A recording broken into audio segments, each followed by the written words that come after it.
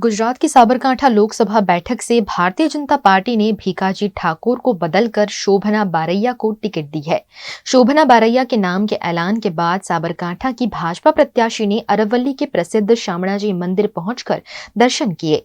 भीकाजी ठाकुर ने चुनाव लड़ने की अनिच्छा जाहिर की थी, जिसके बाद महिला प्रत्याशी को टिकट देते हुए शोभना बारैया को प्रत्याशी बनाया गया है। शोभना बारैया ने भगवान शामलिया के आशीर्वाद लेकर जीत की कटिबद्धता जताई है। गुजरात प्रदेश कांग्रेस कमेटी के अध्यक्ष शक्ति सिंह गोहिल अरवली जिले के दौरे पर पहुंचे। लोकसभा चुनाव के मद्देनजर शक्ति सिंह गोहिल ने पूर्व विधायक राजेंद्र सिंह ठाकुर के फार्म हाउस पर कार्यकर्ताओं के साथ बैठक की। मोडासा के गुजेरी स्थित फार्म हाउस पर आयोजित बैठक में शक्ति सिंह गोहिल ने भारतीय जनता पार्टी पर जमकर निशाना साधा। भारतीय जनता पार्टी 5-5 लाख मतથી જીતીશું એવી વાતો કરનારી પાર્ટીએ ઉમેદવારોને આમથી આમ બદલવાનું કામ કરવું પડે છે અને કોઈ સારા ઉમેદવાર હોય તો એને દબાણ કરીને પણ કહે કે ભાઈ હવે તમને પહેલા જાહેર કરી દીધા, હવે તમે સોશિયલ મીડિયામાં કહી દો કે મારે ચૂંટણી લડવી નથી।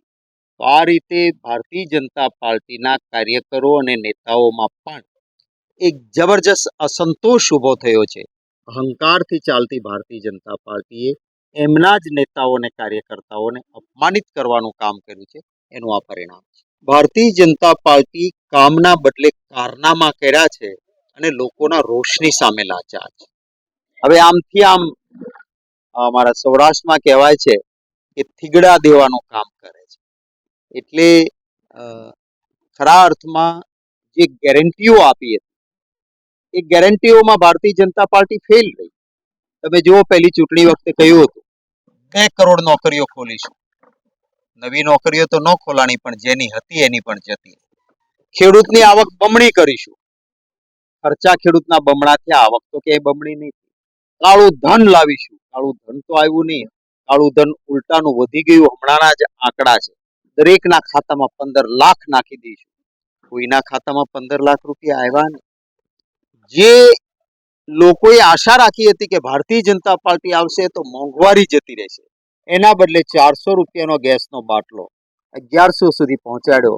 ડીઝલ 40-45-50 રૂપિયામાં હતું એ 100 રૂપિયા સુધી પેટ્રોલ અને ડીઝલ પહોંચે।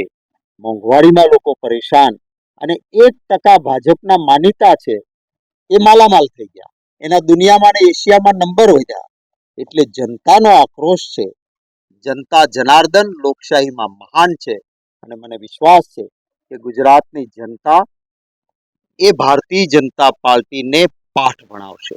गुजरात के अरवली जिले के मोडासा धनसुरा हाईवे पर SMVS संस्था द्वारा अनादिमुक्त विश्वम भवन का शिलान्यास किया गया। SMVC स्वामीनारायण संस्था के अध्यक्ष सत्य संकल्प दास स्वामी के संकल्प अनुसार संस्था द्वारा अंतर्राष्ट्रीय स्तर के आध्यात्मिक परिसर का निर्माण अरवली के मोडासा धनसुरा रोड पर 350 बीघा जमीन में किया जा रहा है।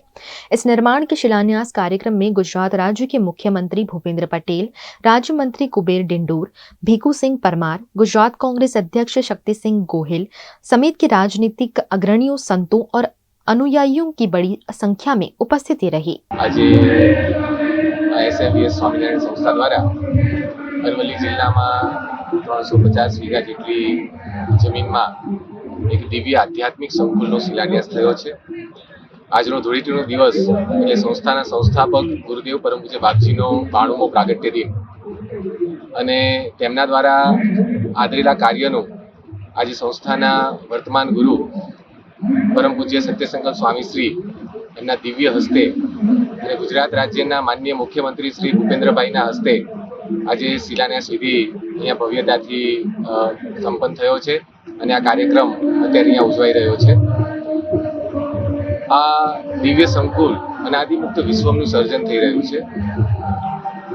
ગુરુદેવ પરમ પૂજ્ય બાપજીએ સંસ્થાના સંસ્થાપકે વર્ષો પહેલા આ સંકલ્પ રજૂ કર્યો હતો કે સંસ્થા દ્વારા ભવિષ્યમાં આવું ભવ્ય સંકુલ થશે। ત્યારે તો સંસ્થાની શરૂઆત હતી, સંસ્થામાં ગણ્યા ખરા બે ચાર મંદિરો હતા, નાની મોટી જગ્યાઓ હતી।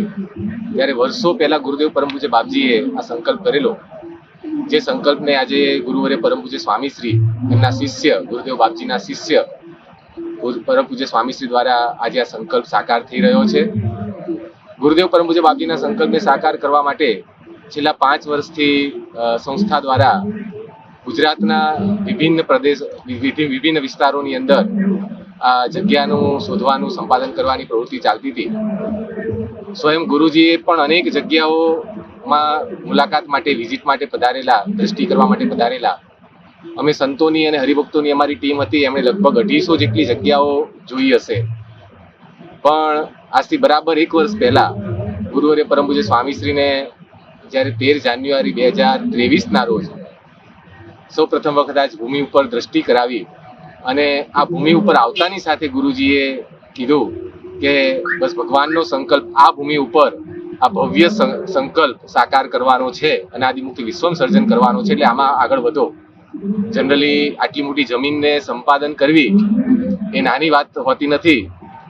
આપણા જમીનોના કાયદાઓ, જમીનના ટાઇટલ ઘણા બધા ખેડૂતોને મનાવવાના હોય તો ઘણું કપરું કામ હોય, પણ ભગવાનનો સંકલ્પ જ્યાં હોય ત્યાં બધું સરળ થઈ જતું હોય છે.